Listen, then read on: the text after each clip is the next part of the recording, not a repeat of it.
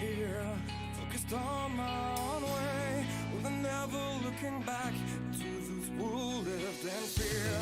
There was nothing I could do, there was nothing you said that could make me realize how much lucky I was, just out of reach of the fire.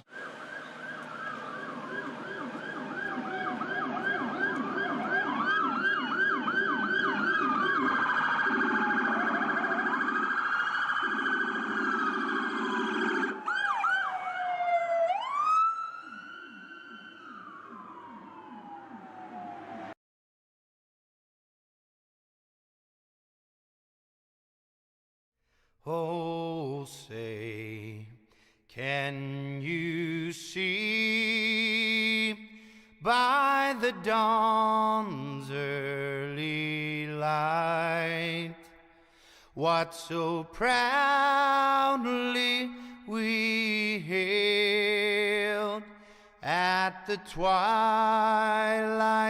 last gleaming, whose broad stripes and bright stars through the perilous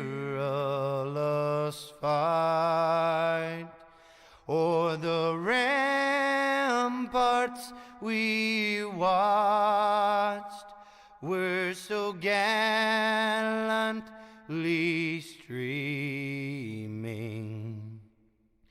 and the rockets' red glare, the bombs bursting in air, gave proof through the night that our flag was still there. Oh, say does that star-spangled banner yet wave o'er the land of the free and the home of the brave?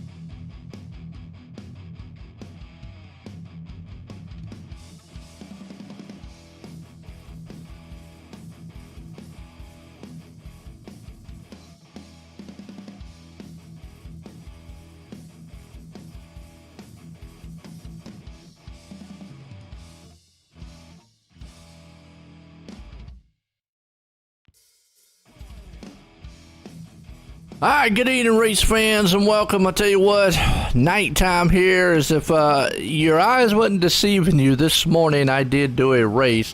It was an Aussie-style race for the dirt. That's kind of cool.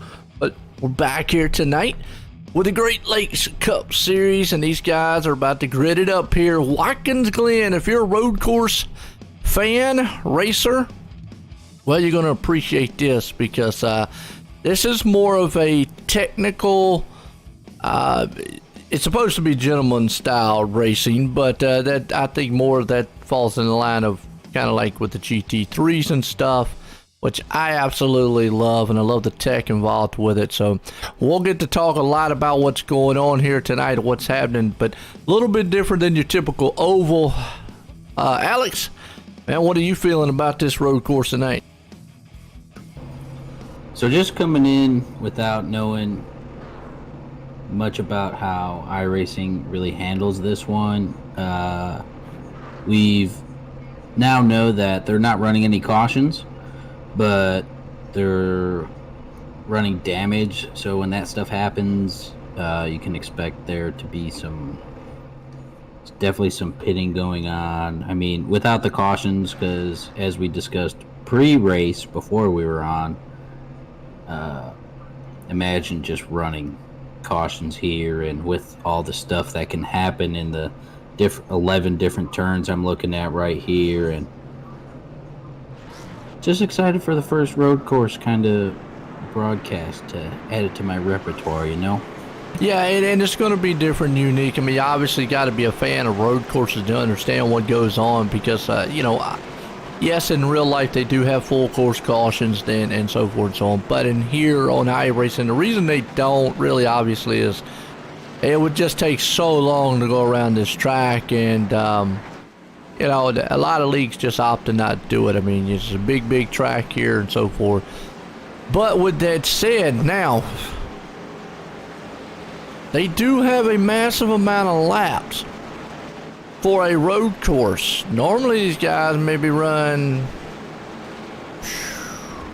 45, 50. They're running 60 here tonight. But that should go by pretty quick because of obviously there isn't going to be any cautions. But then again, they will get fanned out. I mean, I'll be able to keep up with anybody who runs off the track or anything like that. And obviously we want to get the viewers involved too, because throughout this race is pretty much going to be a talk of tech and teams and what these guys are going to experience on the track. You're not going to see a lot of side-by-side battles there, Alex. I mean, there's passing zones here, but a lot of it you've got to set these guys up. Yeah, I completely expect there to be a pretty good fan out in the field. Just kind of how, I mean, I know Pocono isn't really a road course such as this one, but just kind of fanning out single file and having those battles here and there throughout the field, trying to get whatever position you can while still keeping the car safe, because that lack of cautions for this race will definitely play a factor, especially if you get a decent amount of damage on your car right here. So that's kind of how I'm thinking it'll be out. It'll be pretty single file and here and there battles, but like you said, it's a long race. 60 laps is a long time. This guy's about to throw out his arm right here to go green. Yeah, I always get a kick out of the flag man there. The guy's just waving off a cool breeze. One of these days, I'm going to see an arm and the flag go flying across the track. Head off into turn one. You're going to see a lot of 2x2. Is where you got to be real careful. This is a passing zone here in turn one. A lot of passes will be made. Coming up the hill, you don't want to see too much side by side. As you'll see them fan out single file. Now you'll come up here to what they call a short chute into the bus stop. And the bus stop's very well known. As we'll ride, we'll get some good shots here and ride along with a lot of these guys on the hoods. You see right now, Elliott Henderson up to fourth place. Remember, in the Cup cars, they run the lower downforce setup here. So they have the horsepower that they normally would, 700-800 horses under the hood of these cars, and they have the lower, kind of downforce package. So it's not like what they're used to being on a 1.5 mile track. Yeah, I'm looking right here. This is a good view right here that we're looking at with Dickinson right there in the 99. Seems to be the Pete Pete-like machine. But it's a 99 with Dickinson in it. And first that is right there. But here's that long line that we were talking about. As Elliott's making a move. Nice little battle for third going into one. Going 2x2, like you said, as you would come to one, he just secures that position pretty easily and trying to move his way up the field right here as you go in. Is this where you said the bus stop was? This is the bus stop? This bus stop is coming up right here. They're coming down and you come out of the top half of the short chute right here as what they consider the bus stop. It's kind of like a right-hander, left-hander, swinging around to a right and left and then another right there. So that's the bus stop. Yeah, and then the carousel turn. This is what they call a carousel turn for some reason. It's kind of long, sweeping turn. The thing I'm looking at says the inner loop right into the outer loop and then into the chute. Yeah. So that's what it's saying. So this, I'm guessing, is... Well, they got all kinds of different names for them and stuff like stuff that. going on, and all that jazz. So, but bus stop, chicane, maybe an S turn, something like that. All the same, you know. Well, everybody, like we said before, maintaining single file. The biggest thing is, I was talking to Christopher before the race. Guys were talking about being careful out here. The car's already slick. You see a couple guys already coming out of the turns a little bit sideways. You know, we've had some big tracks here the last several weeks, 1.5 miles, 2 mile style tracks, and these guys are so used to that high downforce package, and these cars pretty planted. Now you go to almost a night and day situation where these cars aren't as planted. And then you got, you know, the treacherous of a road course added on to it, so kind of a double whammy thrown at them.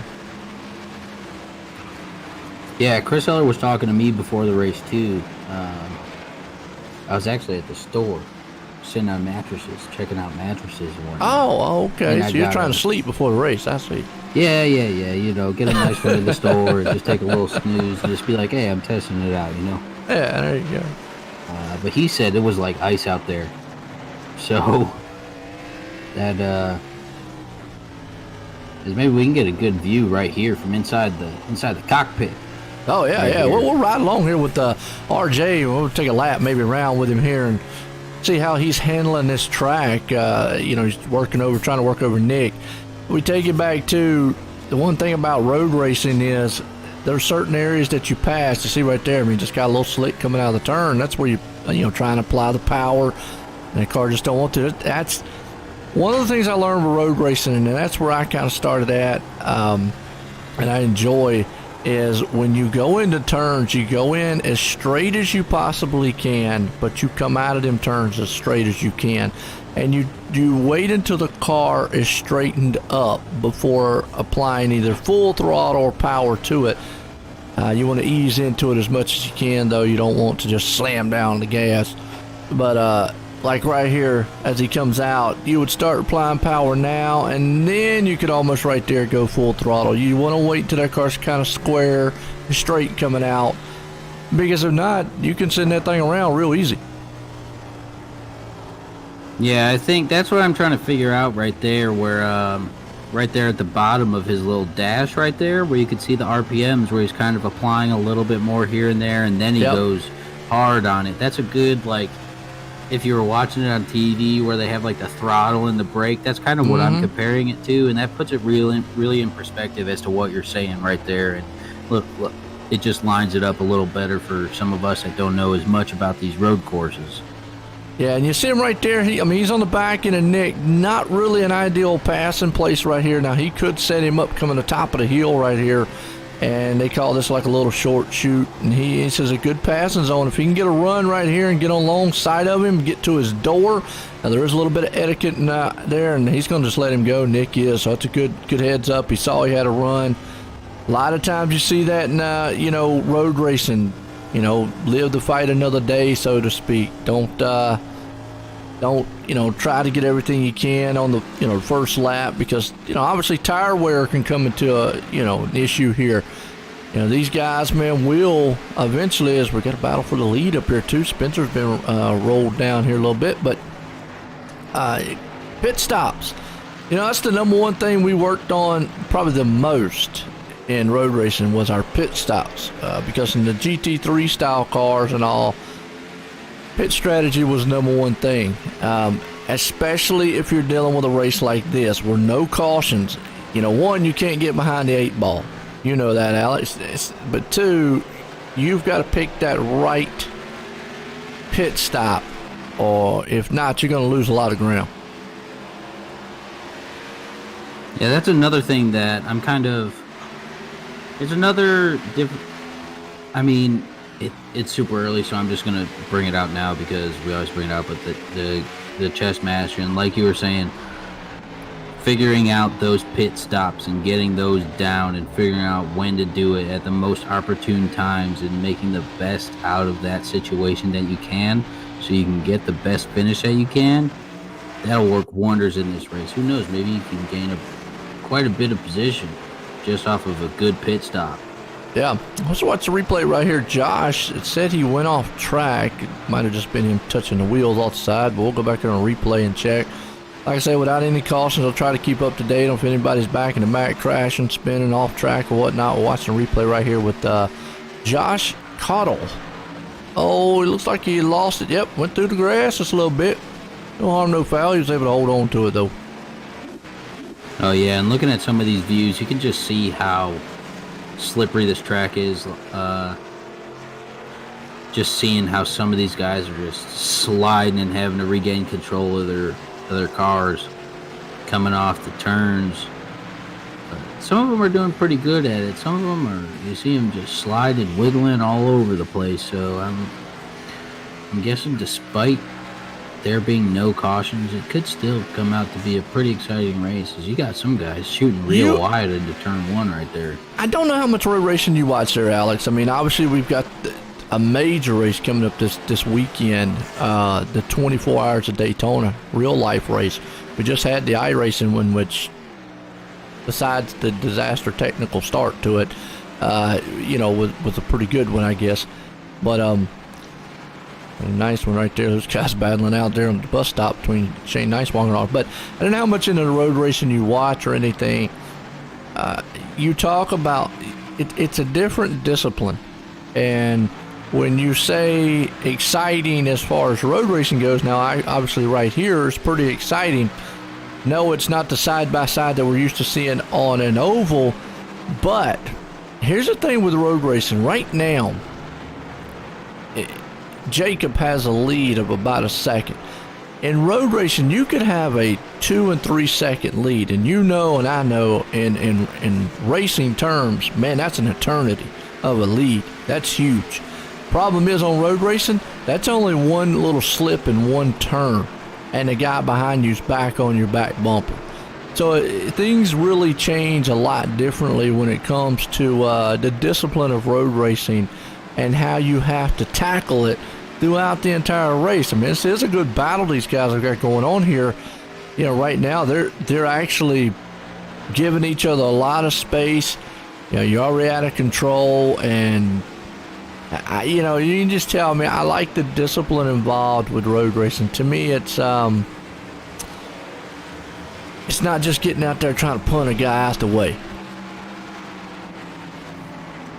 No, yeah, so I'm just going to give it to you. I mean, I'm not huge into watching and really paying attention to the road races, if I'm being honest. All the experience I have with road racing really is not with watching it, but playing it on a NASCAR game. Whoa! He is getting super loose coming out of that corner. Holy cow. But like, that is a perfect example. Like you said, he was just in the front of this group. And one little slip up in one turn means that guy is already right up on you, if not passing you. That is exactly what you said.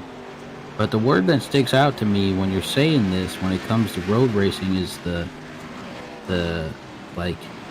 discipline of it is technicality.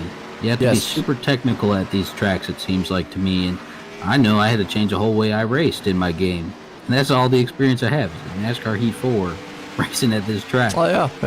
So, but technicality and being as technically sound with your laps and hitting the corners good, and you got Shane going through cutting the corner right there, but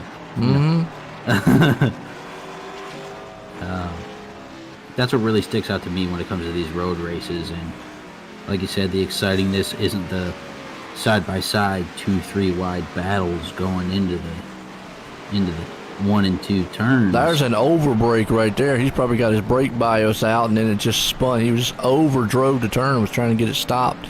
And that's another thing there is you can get yourself in trouble real quick. What's up, Hunter? How you doing out there? I guess you're pulling for the 24 machine of Ashton Lawson. All right. Appreciate you tuning in, folks.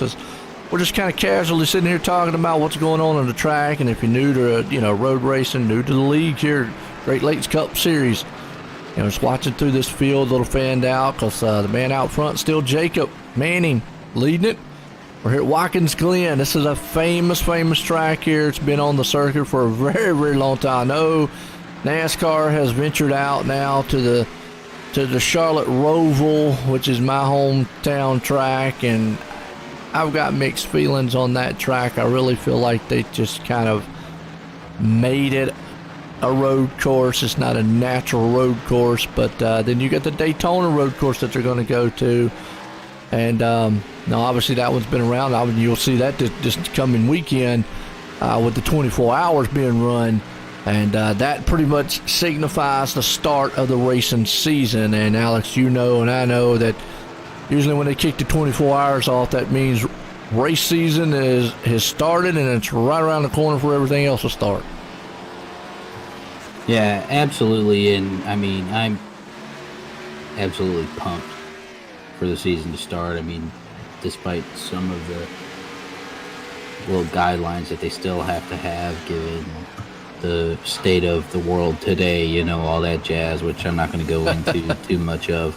But you said we've been racing at this track for a long time. And right before we started, I pulled up a little history about the track.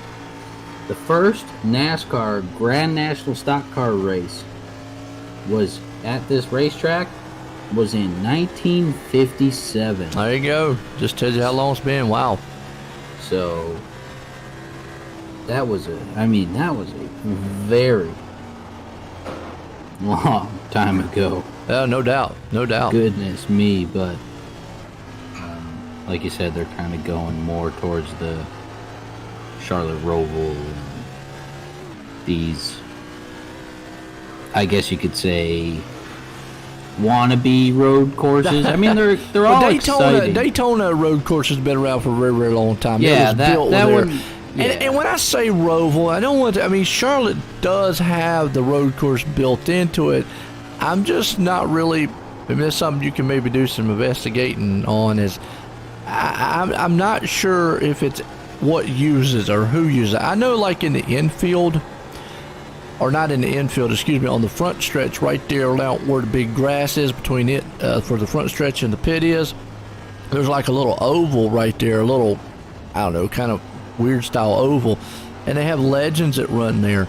But I've never heard, and again, I'm new to it, I've not heard what runs on the road course side of Charlotte. Again, it's always been there, the inner part of it, but I've never heard of a big event or anything run except from NASCAR, and I just kind of feel that it was just a placeholder, so to speak. I mean, you could be wrong, but yeah, it's just how I look. I mean, I'd be interested to hear how everybody else feels out there in the chat. What do y'all feel about the Roval?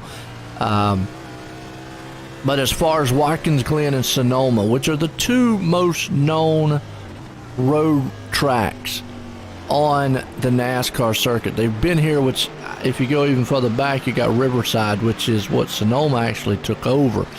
And Riverside was along, I think they still race there. They might have shut it down, but Sonoma's what took it over. But even then, Watkins, Glen, and Sonoma, I mean, they're dedicated road race courses. There is no ovals around it or anything like that.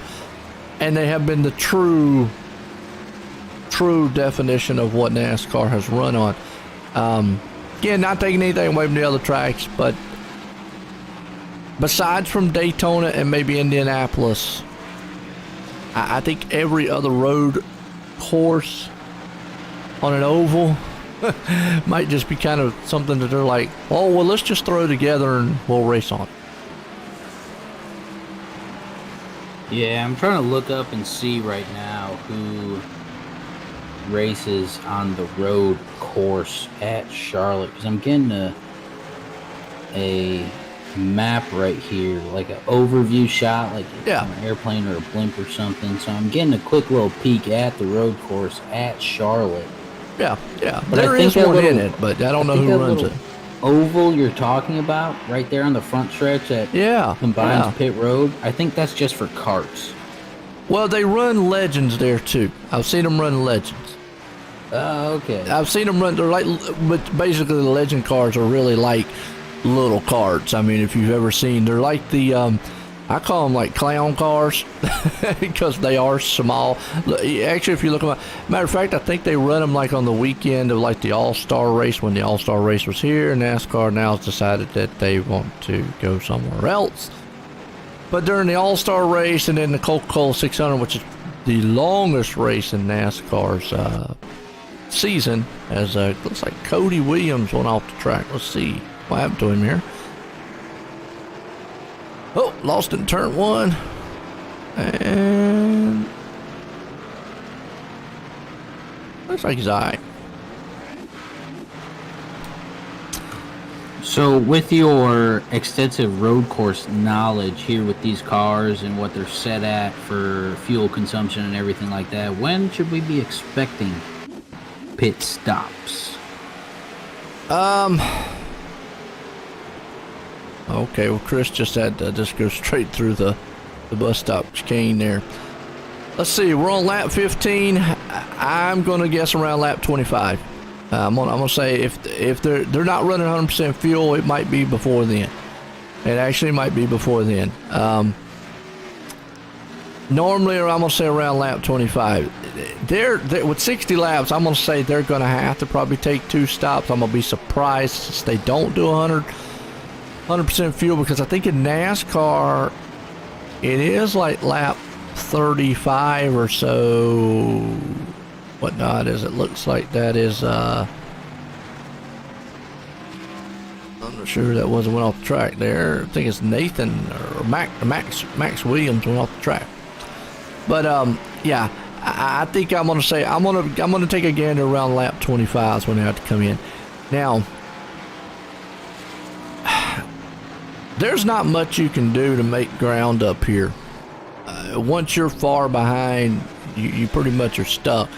And when I say that, you've got R.J. Williams right here, and you see where Elliott Henderson is. It takes me back again to what I said before.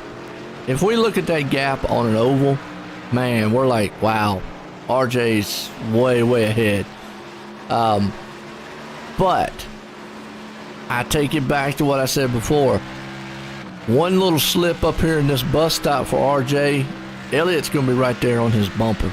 See, they're just a straightaway difference, and it does not take much at all on the road course tracks. If he was to slide or just miss something or go off track somewhere, he could be right there on his back end. So, but it takes us back to those what we were talking about with the pit stops. If you're sitting there like with Elliott, you got to do something out of the ordinary to be able to get up there. If not, you're going to be kind of what's the word we're looking for? You're kind of going to be stagnant. You know, you're not going to be able to go forward. Yeah, you're not going to make any progress, pretty much. Yeah. Because just a couple of laps ago, Elliott Henderson right there was in front of R.J. Williams. I mean, they were pretty much in tandem, pretty much how Henderson and Dickinson are right now. But missed what happened. That was Nathan Nixon. Looks like just got out the way of the leaders up there. So, but we're watching RJ right there. He's in the black machine. Is that right? In the black machine? No, actually, RJ is in the white one. My bad. He is actually climbing up on the leader. So the leader, Jacob, right now, who has been out front, is losing a little bit. So I don't know what RJ's found. Take it back to tire management. Yeah, something we haven't talked about yet. Tire management is huge here. You do not want to, slide your tires, mess up your tires. Braking. Brake fade is another one. You see him going for the pass right here. It's a good passing zone here. And he's going to make it clean, look good. Coming out of this turn right here and going around the last turn. Another huge passing zone. We see a lot in the final laps or so forth. But, brakes. It's something we don't even mention really in NASCAR unless we're on a short track or a road course. And on iRacing, Alex, brakes actually work pretty much, well, let me say it, I'm going to say it like that. They work the same way they do in real life. One, they stop the car, but two, they do heat up and they will fade. And what these drivers will have to compensate for as the race goes on is what they call brake fade in road racing. And any road racer knows about this because you're hard on the brakes. You use them throughout the race a lot. Whether you're dragging it or you're doing heel toe or whatever you're doing on it. Basically, over the course of the race, you're going to have to back your turns up because the car just won't stop. Your brake pedal keep going to the floor and the car just not going to stop. So you're going to use a lot more brakes. And these guys, that's not what they're used to. You know, they're coming from all these other tracks, and it's just something that's different. Yeah, sorry, you lost me there for a second at the beginning when I was talking about RJ and Elliott. The Wi-Fi went kaput for a second, and then I got back on. So that's probably why you heard me stop talking out of the blue. Oh, that's fine. Ashton right there kind of looped it a little bit out of the turn. Well, I was just basically talking about brakes. I don't know how much you heard of that. Brake fade will become a factor, because the brakes work pretty much like they do in real life on iRacing. They will feel when they heat up, and you see Elliott Henderson right now has got a full back end of old Spencer. Elliott right now looks like he's fighting that car. The car looks like it's very, very ill handling right now. He could be taking some air off of it right now, and again, Elliott right now could be doing. This is something we don't talk a lot of mirror driving. Worrying about what the guy behind him is doing. He just overdrove that turn and messed up that turn. Something we don't see out of Elliott. No. Yeah, I don't think we've brought up that term once ever in our so far short yet illustrious. Well, the only time you would be like on a restrictor plate. I mean, that would be the only time I would see that you'd do it, but. Yeah, you see these two guys right here having their hands full. Definitely they are. Well, the Wi-Fi was going kaputs for a second. I did find out who does race at the Charlotte road course. Not just the Roval, but the road course. Okay, what you got? So I got a list. He's got a list, folks, and you're not on it. Obviously, the Cup Series, Xfinity, and Gander... they're new. Series, yeah, right? They're new. They do the road. ARCA Menards Series, NHRA Mellow Yellow Drag Racing Series obviously doesn't do the Roval because. Well, no, but beside of it is the famed 4-wide. See, here's the thing down there is, it is kind of cool because you have the drag strip, and then right there beside of it you have the dirt, which is the famed Charlotte dirt track or Concord dirt track, whatever you want to call it, and then right beside it's the huge speedway. I've been down there several times, rode by it and whatnot, so yeah, it'd be impressive to see a funny car try to go around it road course, but I don't know how far he'd make it. Yeah, a car that has front wheels that are maybe a sixth or a seventh the size of the back wheels. Yeah. So that would be an interesting race.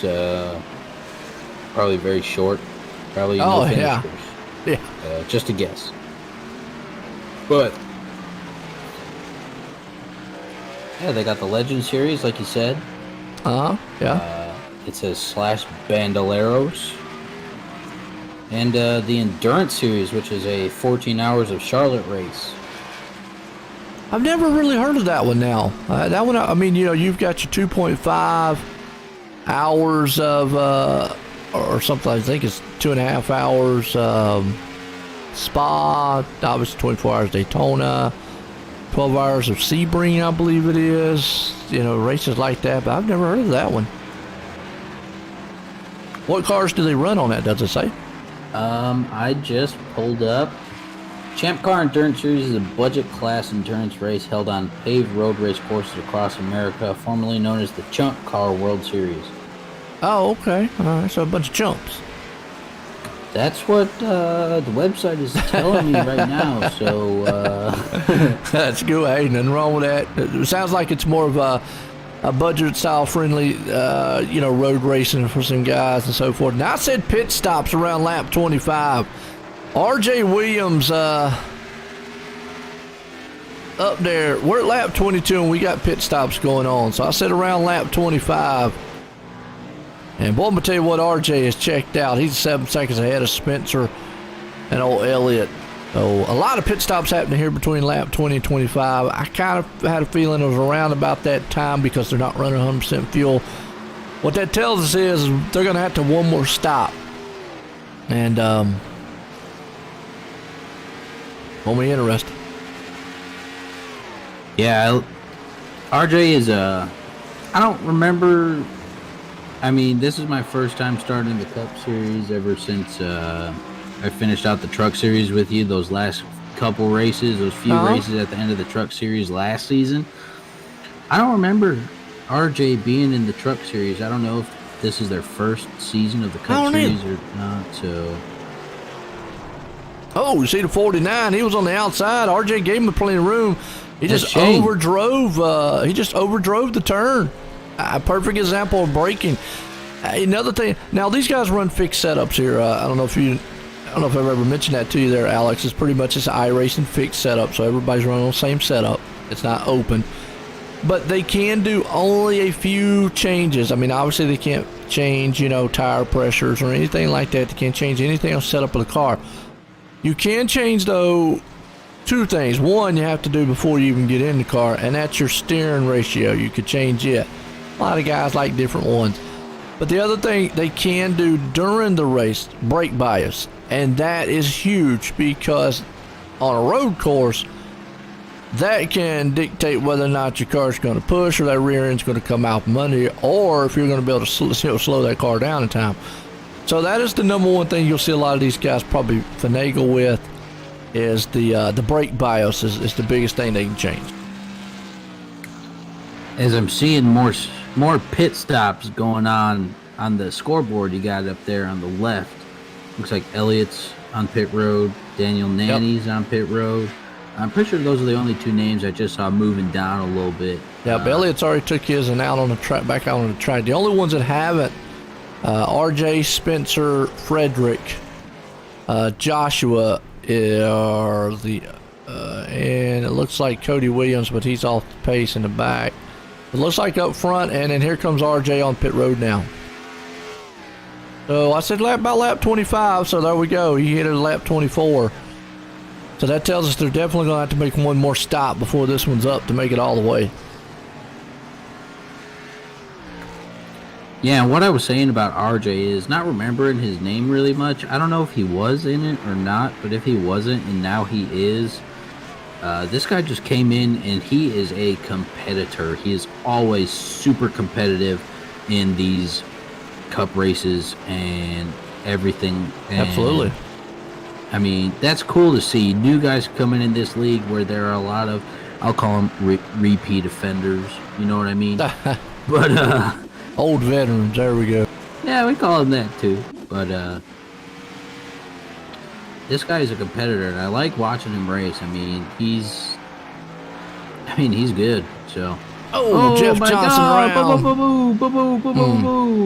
Punches the nose on that one, and that's pretty much just what we were talking about earlier.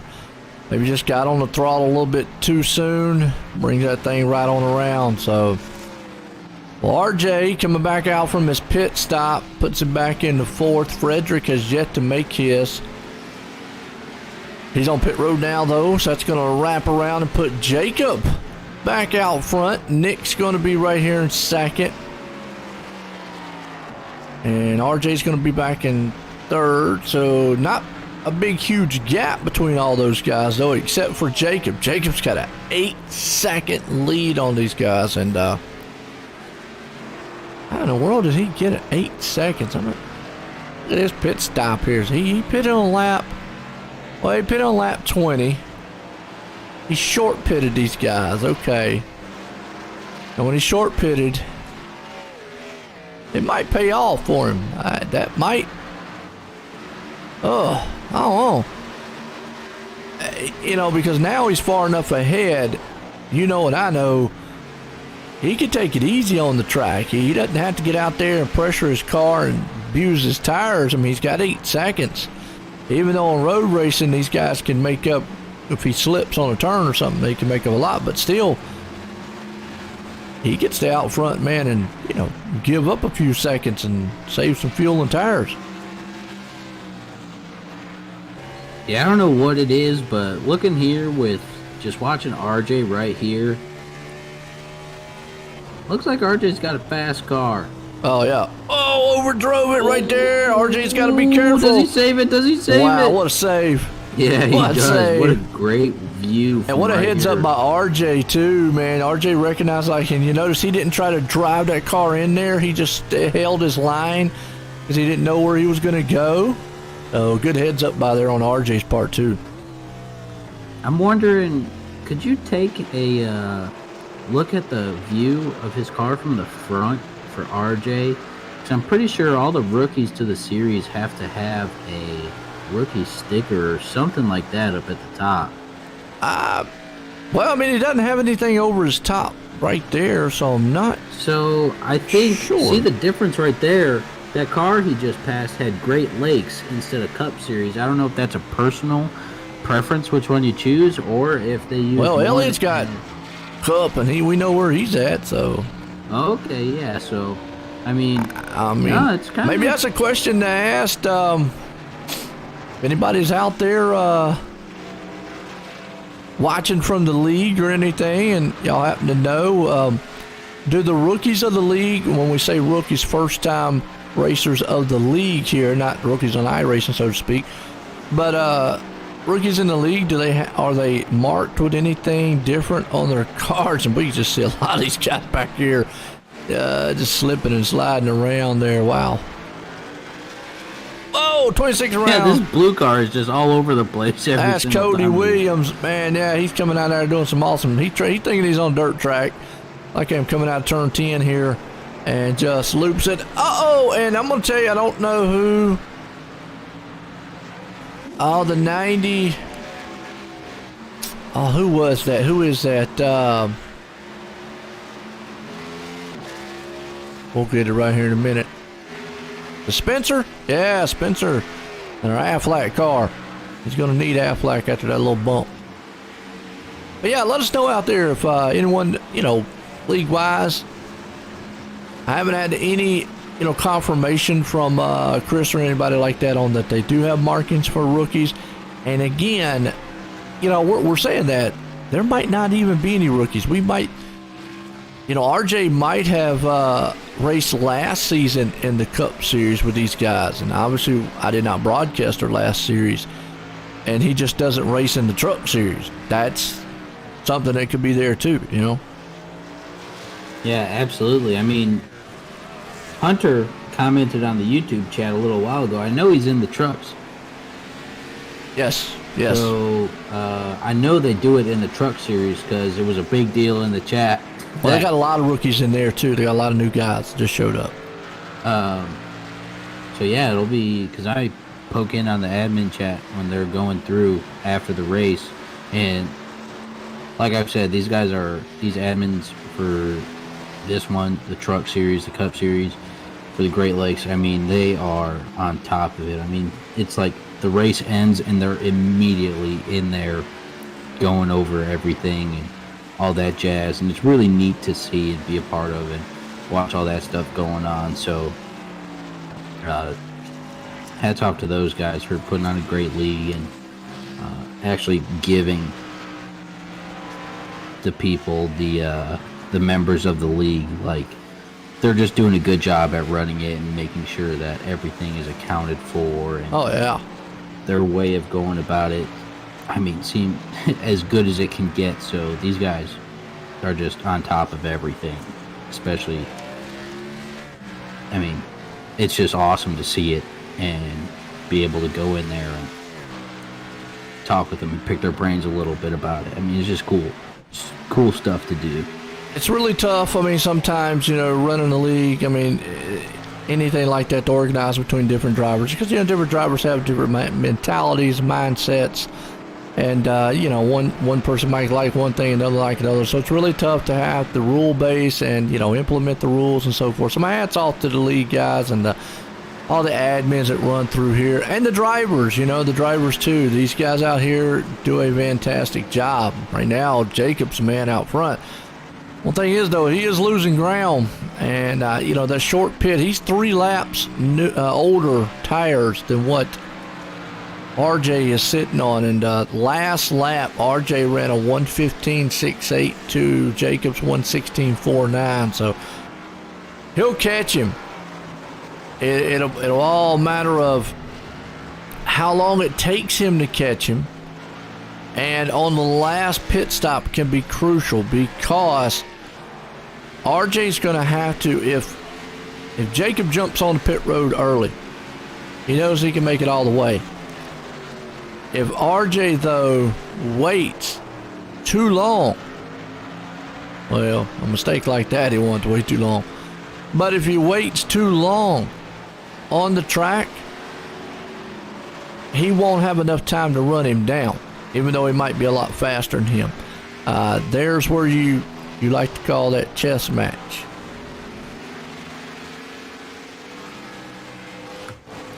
Yeah, I'm kind of wondering if maybe later on down the line, because honestly, the way these last couple laps have gone, I have no doubt that RJ is going to catch him. But once I say something completely different happens. That's usually how it works. That's typically what happens whenever we make a bold prediction or something like that. But I'm thinking he'll catch him but what I'm curious about is the pit strategy with him.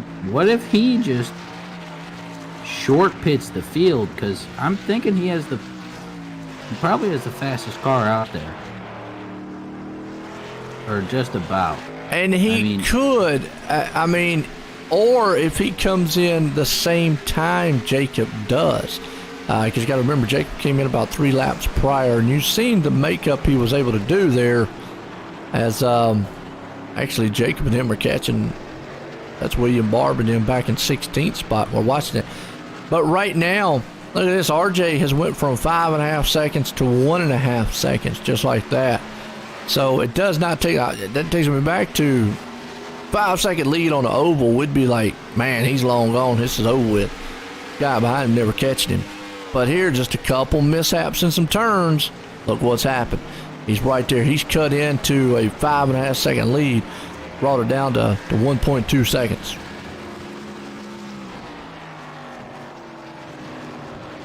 Yeah, and he was, maybe, 4 laps ago? Was that, 8 seconds? Yep, that's right. Yeah. So we've seen a little bit of slip and slide going on up front as he is just going for a ride right here. Just does a he little keep bit it off? Yes, he does. Justin. Very nice job. Yep. At least he keeps it off the wall. Gets no damage on him. But RJ's now clear of the lap cars too, so he just got Jacob Manning right in front of him. Yeah, I think it's just going to be a matter of time before he gets there. His lap times now. Elliott Henderson, the fastest one. Well, I say that Spencer actually is the fastest one on the track, along with Daniel Nanning, is the fastest on the track right now running. They're in the 116 range. Everybody else in the 117s. But RJ right now, trying to see what he could do. Let's see now in clean air, clean track. Is Jacob able to maintain distance between RJ? He actually put a little distance between him and himself there. Yeah, a little bit. And I think they had to go with RJ dealing with the lap cars a little bit. Lap cars typically, no matter what the race, wherever you're at, will play somewhat of a factor. But what is raising a question in my head is there as we watch William Barb getting a little going into sand trap. Sand trap's not good in NASCAR. It's not good in golf. I don't think it's really good in anything, I guess. That's why they call it sand trap.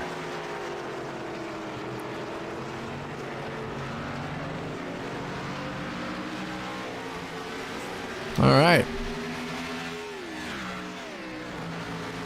Yeah. So that cost him a few positions there. Going back a little further throughout the field here. I guess we could do what we like doing here. Let's call this the OSR Network Rundown Order online simracingnetwork.com. This man right here, Jacob Manning, out front. He's leading it for the time being. He's got the first light machine out there, or fight light machine out there, excuse me. Looking good, but he's got a guy sitting behind him right here, RJ Williams, we've been talking about, trying to run him down. Sitting in second place right now. Elliot Henderson all the way up to third. Looking absolutely outstanding out there. And the EHG. EHG Design. Elliot Henderson Design. That's right, .com. Spencer Dickinson. Yeah.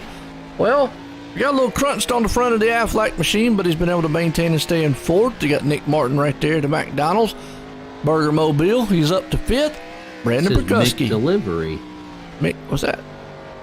It said Mick Deliver. Yeah, because that they deliver now.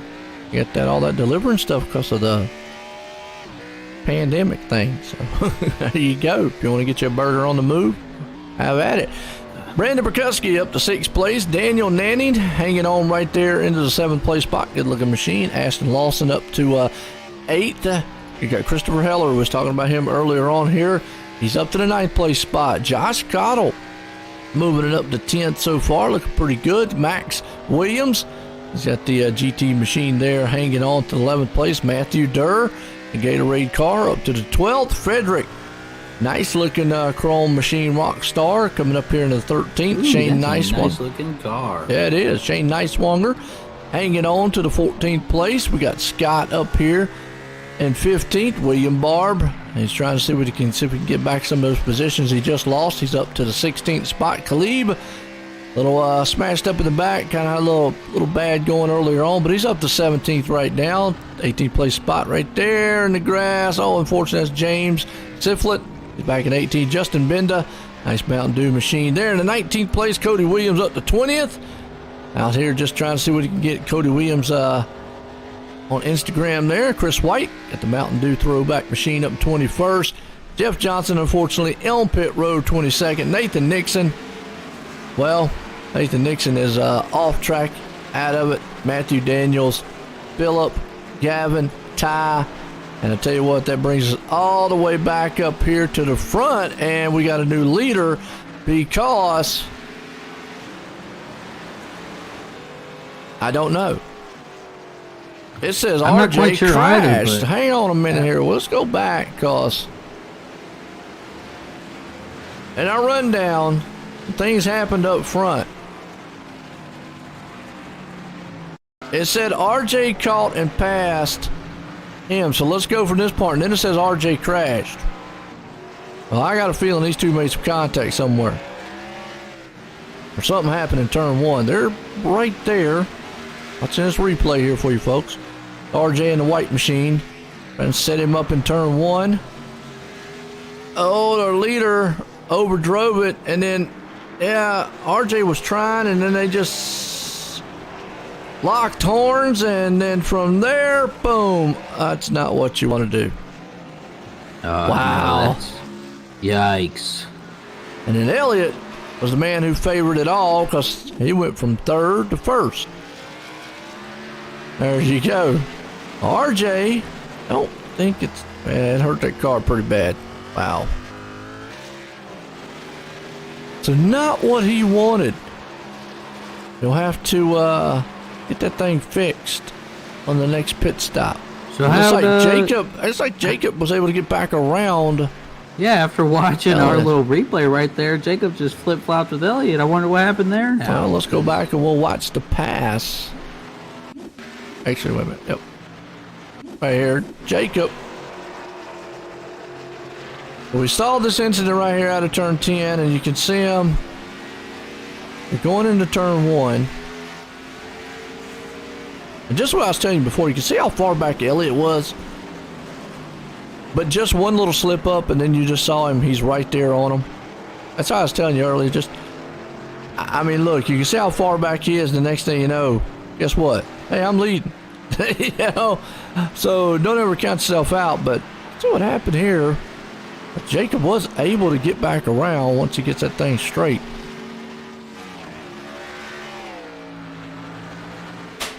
See. Yeah, he did. Looks like RJ just drew the short straw on that little altercation right there. And I'm gonna say Elliott's gonna have to make a mistake here or something. Watch this maybe replay. He goes deep into this next turn off of this. After this turn off the straightaway, maybe he goes deep into the next turn. I'm not quite sure. Yeah, watching this replay, but I mean, you can see. I mean, this is a perfect example of what I was talking about earlier in the race. That, yep, right there, just overdrove one turn, and that's all it takes. So never count yourself out on road racing, no matter how far back you are. And we're back live, and Jacob is still back up front. Elliott still back in second. RJ hanging on to third. Nick up to fourth. Daniel Manning back in the fifth. Yeah, if I was RJ right here, I personally would be thinking about short pitting these guys, maybe a lap. So maybe coming in on the next lap or so, because you know you got a fast car. Even with the little bit of damage he's got, he's still up there. So he's still sitting pretty in third place right there. And I mean, he's about 6 seconds back off the leader, it looks like. Yeah, 1, 2, 3, 4, 5. Just about 6 seconds, you know. But I personally would short pit the two guys in front of you a little bit, and then have them have to chase you, because that was just an unfortunate turn of events that happened with Jacob Manning up front right there. So that's kind of what I think he should do. Yeah. And maybe the same for Elliott. Maybe the two of them just going at the same time and then duke it out at the end. You know, because those two guys are pretty competitive with each other as it is in this Cup Series. The two of them seem to be, I mean, both from top tier in this series. So, nice little battle could possibly go on for the end of this race. Yeah. Good battle right here around 7th to 8th place.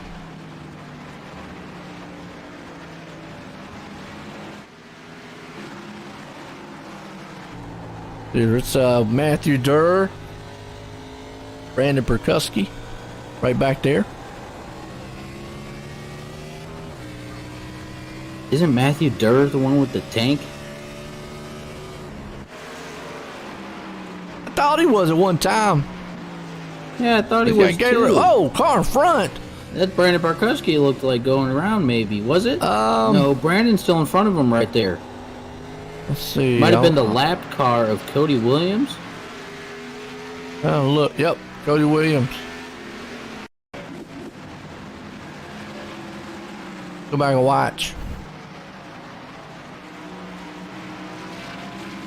Trying to get out of the way here. Ah, things all kind of swirly.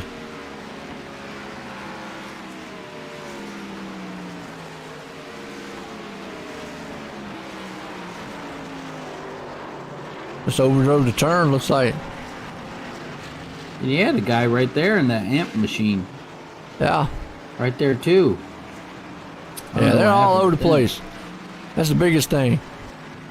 Well, pit stop should be coming up soon. We got 22 to go, and here's what you got to think about. If I don't pit, am I going to have enough time to catch these guys to get out of pit? You know, that right now it's all Jacob. Got to pace yourself somehow. Yeah, RJ is making up a little bit of ground on Elliott a little bit, because he was sitting at about 2.5, 2.4 seconds behind Elliott right there in the third spot, trying to catch up for P2. But, I mean, as I say that now, he's creeping back up into the 2 seconds as we're watching these guys get a little squirrely in these final turns of the laps right here.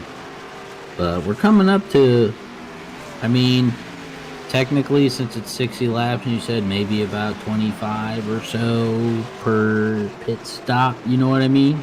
But that would mean with 10 laps to go, I don't think that people would really come in with 10 laps to go. I think you'd give yourself a little bit bigger of a window to finish out the race after your pit stop than 10 laps, especially at this kind of track. True. It looks like the top 3 are pitting right now. Top 4. Top 5. And I think this is smart. All of them pit together. You know, don't play the game of trying to split it up because they're all kind of equal right now. Curious here because I think they do got a fast fix, don't they? I believe they do here, and they don't in the trucks, unless it's switched. Actually, I'm looking and I don't see RJ fixing his car, so that's going to kind of tell us no.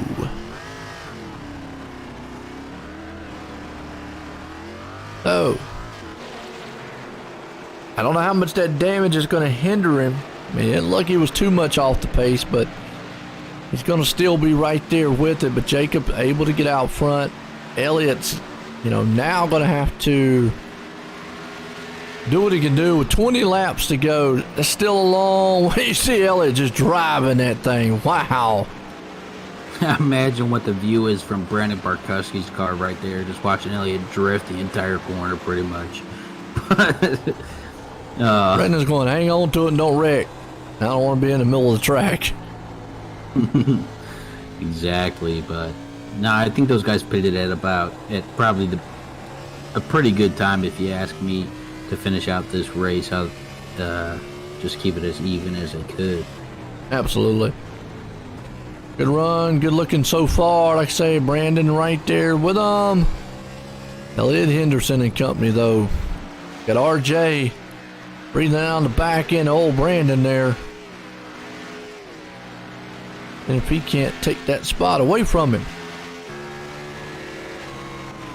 Because Brandon hasn't come in for that pit stop yet, that last pit stop that I think these guys are going to run. So I think RJ's going to try and make a move. Yeah, Brandon has. He's made 2. Oh, he has? I didn't know he made. He came in at lap 36, though. He came in about 4 laps earlier than these guys. So really his tires is not going to be as good.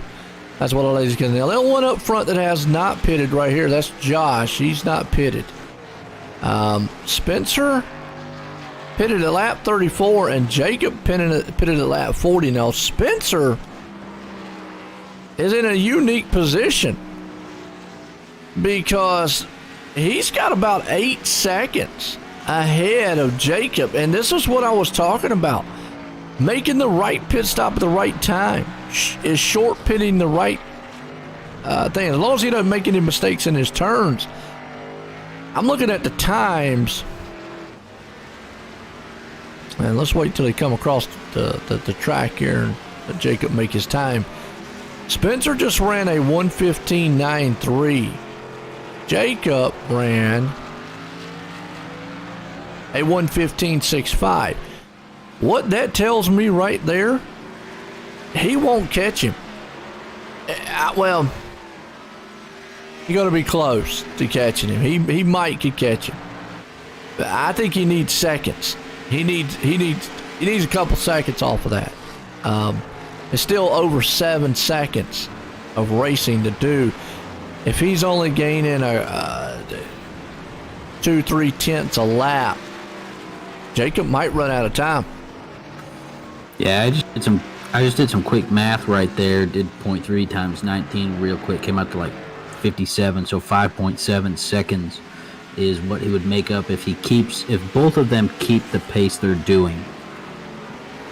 Right, and there's the key. As long as Spencer out front does not make a mistake, or Jacob for that matter. Mm-hmm. And right now, Spencer's got a clean track. He's not contesting anybody, so it's pretty much like it takes us back to road racing where you pretty much race the track more than you do other competitors.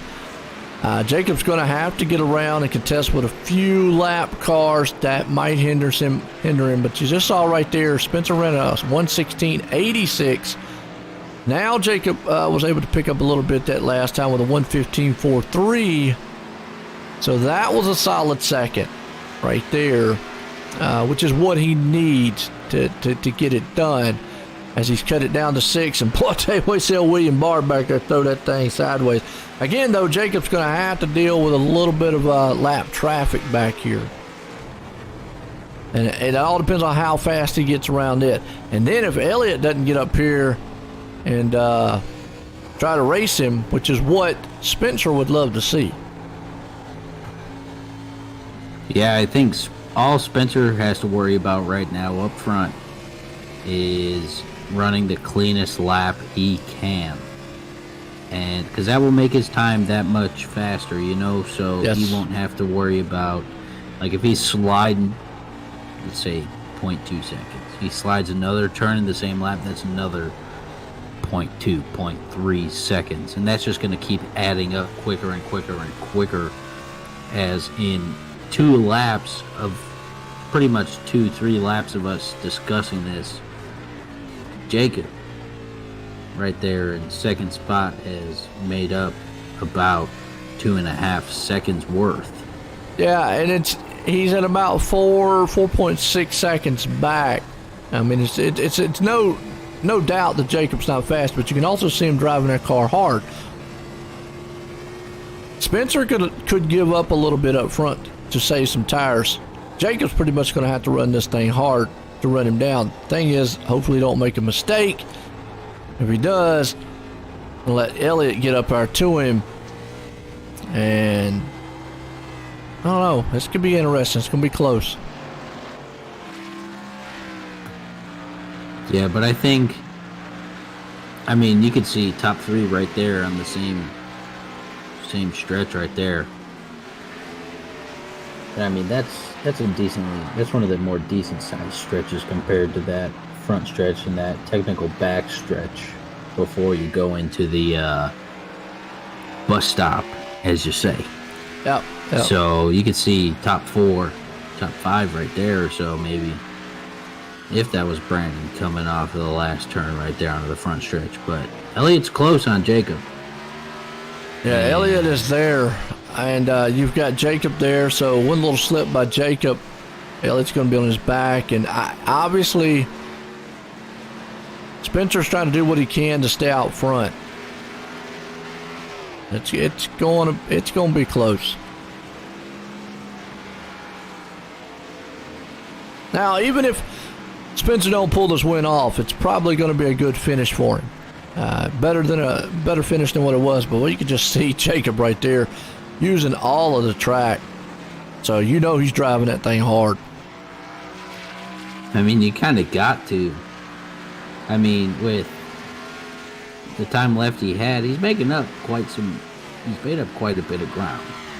And he's bringing Elliott with him. And Elliott is bringing RJ with him. So right now, Elliott is a little bit faster than Jacob. So these guys are rolling pretty good, because that group of 3 right there is pretty tight, I'd say, especially for a road course. Oh, I agree with you on that one. We've got Jacob right there, so watching this battle heat up front. As right now Spencer is the man leading it, and Jacob is trying to run him down. He's going to have one lap car depending on where he catches him, and if that lap car just kind of lets him go, he should let him go down this straight here. Yep, good job by the lap cars. And Spence is going to catch, I'm going to tell you what, Spencer's going to catch some of these cars at the wrong place, wrong time. Oh, that's not where you wanted to catch a lap car. And that lap car needs to give way. And if I was Spencer, I'd let him know, you got to move. And that right there is not what you wanted to see, and I'm going to tell you what, that is all on the lap car. I don't know who that was, and I normally don't call out anyone, but man, the lap machine should have fared out of the way a lot sooner than what he did. I completely. Wow. And he almost ended up taking out Jacob Manning right behind him, too. Yeah, he about did. You see it right there, and unfortunately, wow. Right behind him. Yeah, I mean, he came up on a back bumper of it.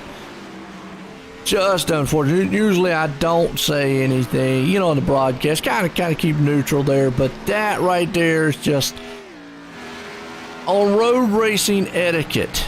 You saw everyone else lap-wise realize that the leaders were coming and that there was a race.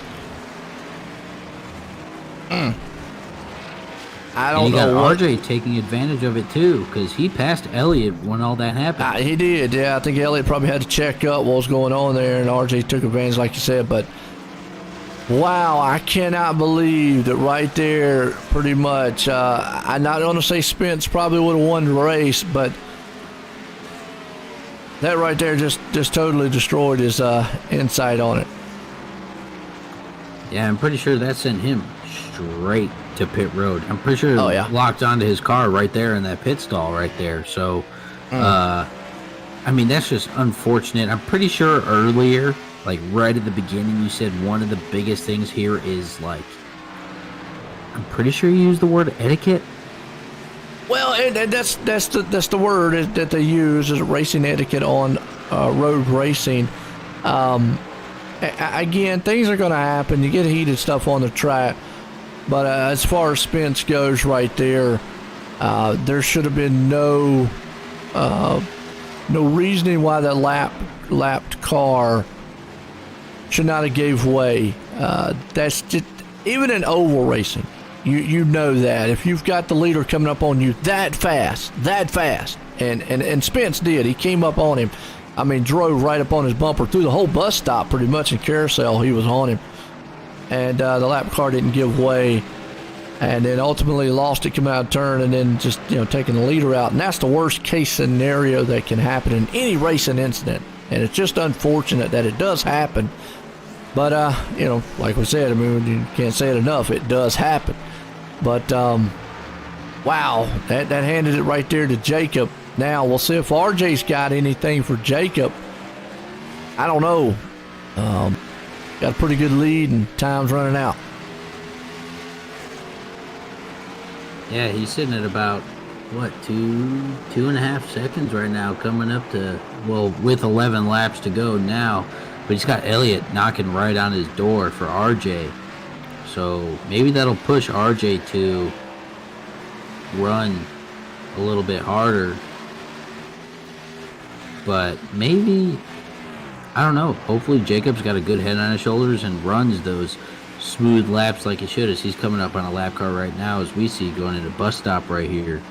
And I'm pretty sure RJ and Elliott, that's a lap car running with him, behind him. Yeah, but watch this lap car. I mean, you just see he moves. He understands the leader's coming. It's a battle, and he's not going to be able to hold up or be able to battle. And that's just. Again, I take it back. Now, I've always said this about lap cars. If you're fast enough to race with the leader and stay in front of him or behind him, then by all means, go for it. But if the leader runs up on you, I mean, basically just runs up on you, you're not fast enough to hold in front of him. Yeah, you're basically holding him up at that point. My thing would be then is to let the leader go, and if you can hang with the leader, then that's one thing. But usually the lead car come up on the back, and again, folks, it's just my point of view and what I look at. If you see the lead car coming up on you, yeah. But I'm gonna tell you what, it's a great battle going on here between old Elliott and my perfect example is we're seeing this battle between Elliott and RJ. But look behind them, William Barb. Now, William Barb, a little bit of maybe wrong move right there. He was maintaining some patience. Yeah, he was maintaining some patience. There's nothing to gain by what William got right there. He wasn't going to gain anything. Unless Cody was going to pressure him, and Cody's not nowhere near to pressure him. But he just knocked RJ out of the way of trying to race with Elliott. Now, William, for the longest time, was being patient. I'm giving my hats off to him. Hey, Nick's going to benefit from it, but there you go. Okay, as you got, I'm looking over here in the YouTube chat, Zach, or ZF, which I'm, maybe? No, his name's Gavin Fitzgerald. That's not, Who was I'm the trying to lap think of car? Yeah. That you That were took out going for Spencer, second? I'm guessing, is what he's asking. About the Spencer Dickinson incident. Spencer. I don't know if it was Cody or not. It looks like Cody's car that was involved. We could go back. Yeah, I'm going through right now. Let me go real back. quick. Here we go. Go back on it. And actually, yes, it was Cody's car. Yeah, it was Cody Williams Cody who it was. Williams. Yeah. I'm looking at it right now. It's Cody's car. Well, we're watching a replay of what happened to the incident, but yeah, it was Cody. And then yeah, again, I'm gonna stay neutral on it. It's just unfortunate right there for old Spence, you know, for lap car, for anybody. And I know guys, you know, get in the heat of the moment, and I've done crazy things on the track too, time to time, so it happens. Guys, that's exactly what Jacob wanted to see, was Elliott overshooting that turn. He just got what? He just got what? Another second off that turn itself? Yep, battle about 6th and 7th right here.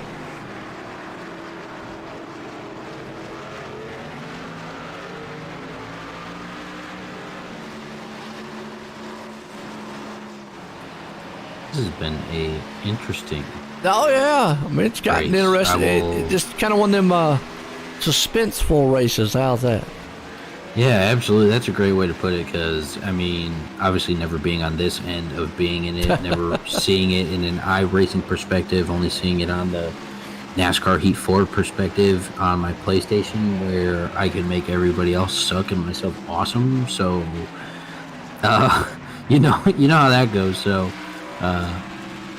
but no, this is pretty neat, seeing how this track kind of fares out and all that jazz, and you know, just kind of seeing how, just learning about the track, and not just the track, but just the type of track, like road course, learning more about them in general after watching this race is pretty nice to see, and set me up good for future races at road courses.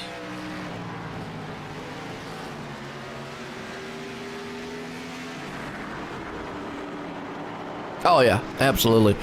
I mean, you know, you've got to really take it back. You got to really appreciate the racecraft that is involved with road racing, and what it takes sometimes to get it done. I don't know if Elliott's got enough to catch him. I don't. You know, it's a 2-second gap between them. I mean, now I take that back. 2 seconds is really only one turn. But those two guys are about dead even time-wise on the track. And I think why... So, yeah, getting into that, 7 laps is still a decently long time. I mean, that, like you said, it's one mistake in one turn, and he's up on you, if not passing you. Yep.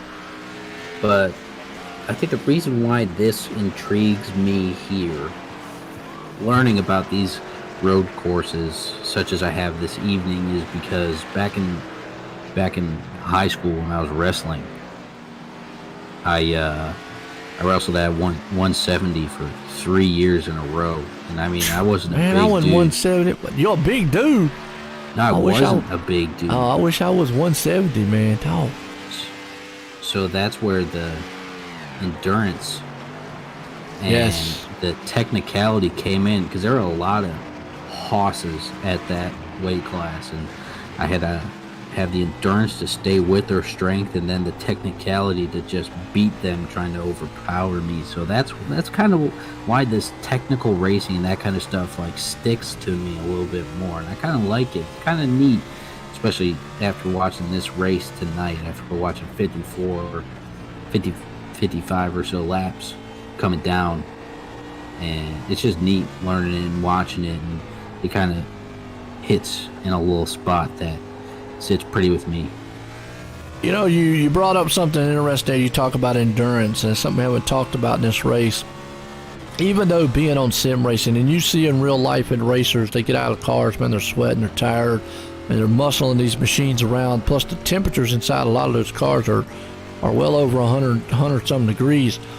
No, you don't feel that aspect of it on sim racing, but you do feel the force. And depending on your wheel or what you are, your arms really and body can get tired doing these longer races.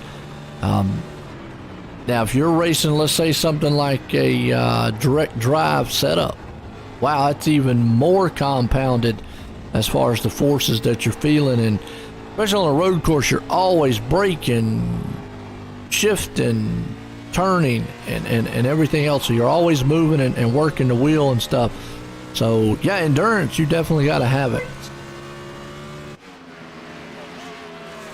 Yeah, and that's something that I don't quite know about yet, because I haven't had the personal experience of being on iRacing with a setup kind of like some of these guys definitely have after talking in these chats after the races and going on the face cams with everyone, seeing all their stuff and kind of whatnot. It's pretty neat to see, but I can imagine myself, I always joke about it, myself over here finger mashing my up, down, left, right arrows and just being like, oh, this ain't too bad. Well, don't blink. Elliott is closing in on Jacob. He has got that thing under a second, and he's got time to get up there. So last several laps, now obviously catching him and getting around him is two different things, but Elliott Henderson right now is running the leader down. Absolutely he is, and RJ has made it back into that third spot. I mean, granted, it's not exactly as close as he'd like to be, but he's got that third spot in right now. I mean, that's where he's sitting, but Elliott's picking up some ground on him, so we're going to see what maybe this last couple laps comes into a nice little battle for the lead at the front right here. Yeah, just going through the field here, seeing what some of the other drivers are, maybe some of the small battles happening. Shane right there, swooping up underneath the lap machine. Maybe take that spot away from him. The little pass.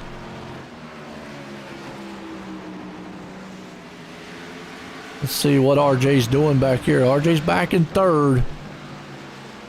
Daniel Nanny right there behind him. Though. Yeah, Daniel's right there with him, so he's got his hands full for the rest of this race, it looks like. Well, looks like Jacob is keeping that gap right there at 0.9 tenths of a second over Elliott. And we'll see if Elliott's going to be able to make it up. So that's, pretty much Jacob makes one little slip up in a turn. Whew. Elliott's going to be there.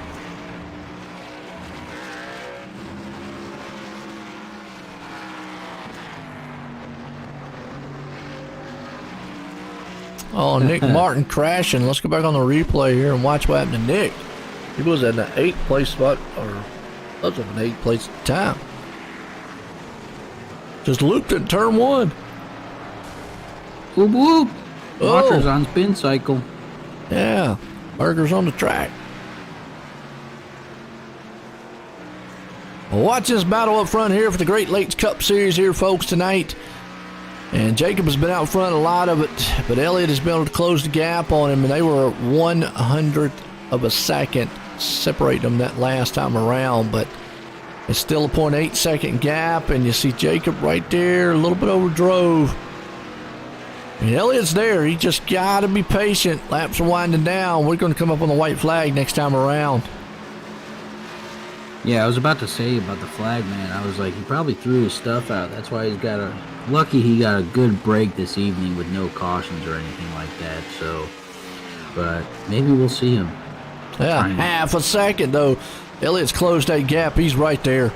Yeah, I mean, he is right up in his rear view window. We're going to ride with Elliott the rest of this lap and on in through the white flag lap here. And I think this will be a great view, just seeing how, just like we were talking about a couple weeks ago for the Cup Series being at Pocono, before we had that off weekend due to the iRacing 24-hour at Daytona, right? Yep. The smoothness of turn 3. We'll see if that smoothness and technicality comes into play on this next final lap for Elliott as he tries to catch Jacob Manning up front right here. White flag one more time here. Watkins, Glen. This is the battle for the lead. You see we're riding along with Elliott here. He lost it a little bit right there because saw the car spun. But he is still within striking distance of Jacob, who is right there in front of him, our leader. And I always Look like at him this fight view. that wheel, man, Alex. I Yeah, tell you, he is fighting that car. He is all over the place right here. But he does have a little bit of ground to make up. But he's, like you said, he's within striking distance after these last few corners coming in. Got a couple more corners, like I said. He's going to make up here. Not been able to make up that ground. Coming up on the final turns here. Great Lake Cup Series. Jacob Manning out front. He's right there out of turn, the last one, turn 10 for the final time. Jacob Manning's going to put it in victory lane, and boy, Elliott Henderson gave it all he had. R.J. Williams is going to come back up into third.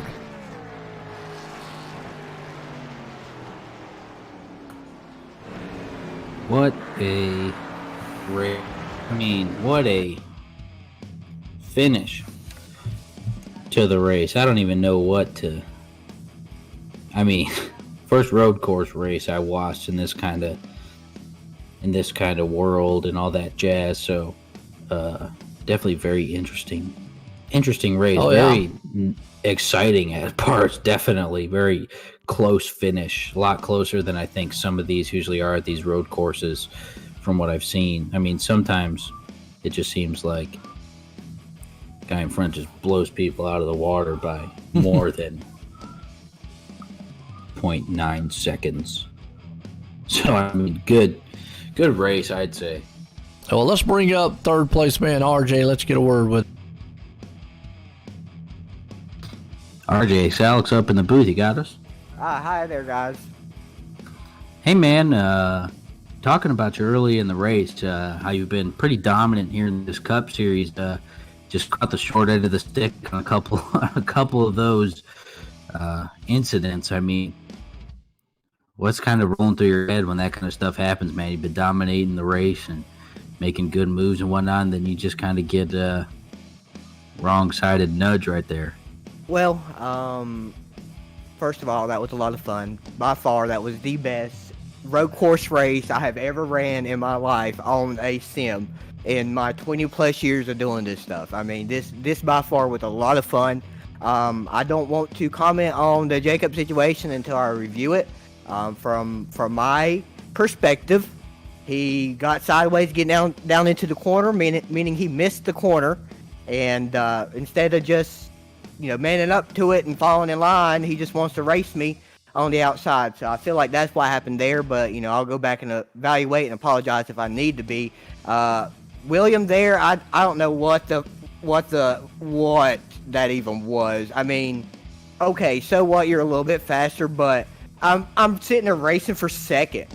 Know your place on the racetrack, okay? That's really what that boils down to. Other than, that, moronic mistake I had to deal with, and, that incident between me and Jacob, all in all, to finish third, only 14 seconds behind after those problems, is a pretty damn good race, if I do say so myself. Yeah, and just like you said there, this was my first time ever being on this side of a road course race at any road course. And, I thought it was there were definitely some very exciting moments. And I hear a little bit of frustration in your voice. But, hey, man, you came back with a top 3 finish, especially after catching the short end, regardless of the situation or not. Seemed 2 times or so I think I saw as it happened. but you came back with a third place finish. Anyone you want to give a shout out to, think, for this race and anything like that?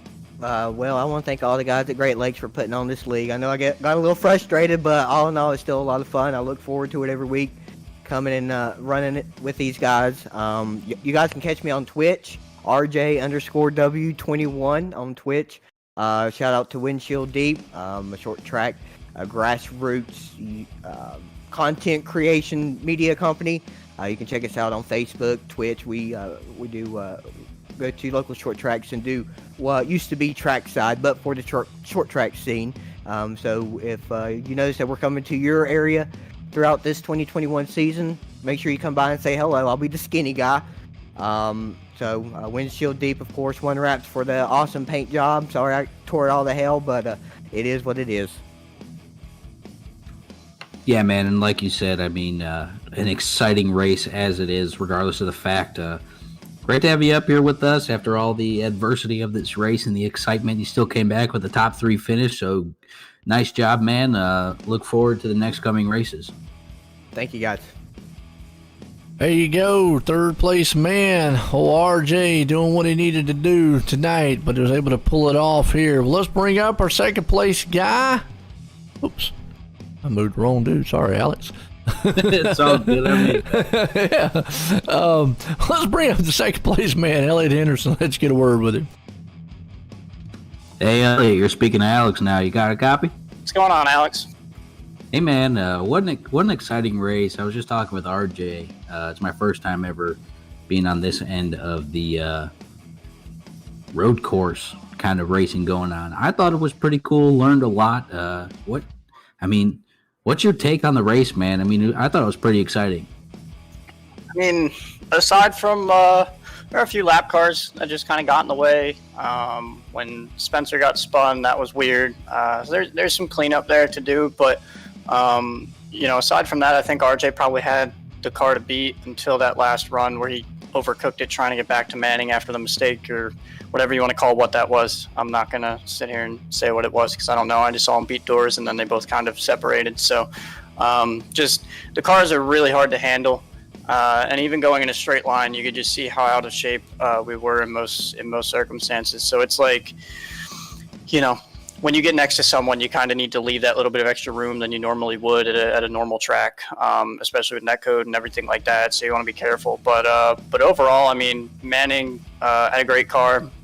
I thought I had him towards the end, and I'm just sitting here rewatching the turn one, me just hitting that apron and flattening out and going straight on exit. And I think that was enough to at least make it to where I couldn't go ahead and give him a bumper somewhere. But the cars were incredibly hard to drive, which is frustrating but super fun as a driver. And I'm sure it gave you guys a little bit of a show. But yeah, relatively clean race aside from those couple of mishaps with the lead cars and stuff. But from the driver's seat, it was a ton of fun. Yeah, and I was talking with Chris Heller before the race, and he said the track was, it seemed like it had a coat of ice on top of it. He said it was super slick, which did bring some excitement definitely up here. So, great battle up there up front between you and Jacob up there. And, it was super exciting to watch, especially, like I said, being my first time being up here for a road course race. Anybody you want to give a shout out to, anything for this race, anything like that? Yeah, track temp also hit 113 by the end of it, so it was blazing hot out there, and that's why we were sliding everywhere. But shout out to everybody at Split Second Esports and EHR and all those guys. Barb, Shane, and Jeff were all in the box with me tonight, racing as well. But shout out to everybody else that makes it happen with Jacob Miller, Eric Kepf, and Peter Akimano, and all the other guys that run the truck league and everything like that. Thanks to you guys for the broadcast, and Heller and Barkowski for putting on this league.